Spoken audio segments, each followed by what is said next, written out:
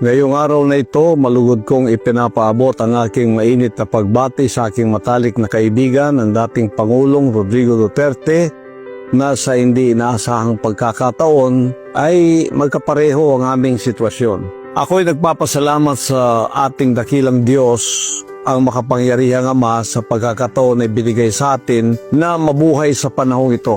Una sa lahat, maraming salamat sa iyong pagiging tunay na kaibigan, Mayor. Maraming salamat sa iyong pagtanggap sa akin bilang spiritual advisor sa matagal na panahon. Ang estilo ng iyong pamumuno, hindi man nagustuhan o sinangayunan ng iba, ay naghatid ng kapayapaan, kaayusan at kasaganaan sa bawat Pilipino sa loob ng 6 na taon.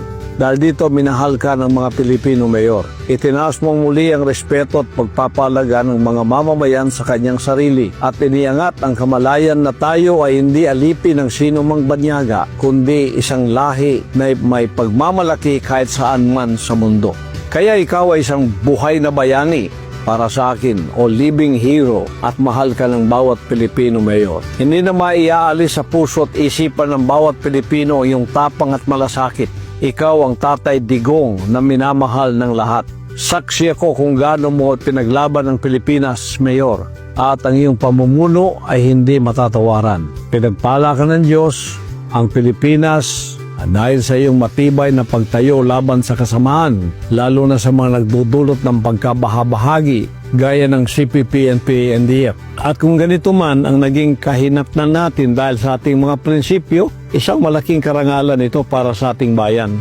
Kaya sa iyong kaarawan, Mayor, ang ating dating Pangulong Duterte, ang dalangin ko ay palawigin pa ng Diyos ang iyong buhay, bigyan ka ng malakas at malusog na pangangatawan, proteksyon at seguridad na asan ka man ngayon, at naway maging inspirasyon ng iyong karanasan na marami pa ang tumindig para sa katotohanan at katuwiran. Hanggang sa pagkikita nating muli, Mayor, happy 80th birthday sa iyo, Mayor, at nagpapasalamat din tayo sa mga kababayan natin na nakiisa sa global celebration ng iyong kaarawan.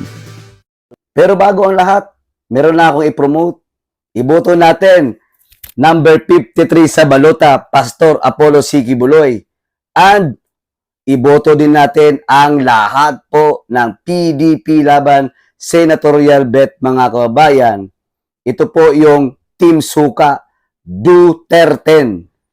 No? Lucky 9, mga kababayan, at isama natin si Doc Mata Duterte. At huwag natin kalimutan din iboto itong Ipanaw Sambayanang Party List, Duterte Youth Party List at PPP Party List, mga kababayan, para solido, dahil Duterte ka, Duterte tayo.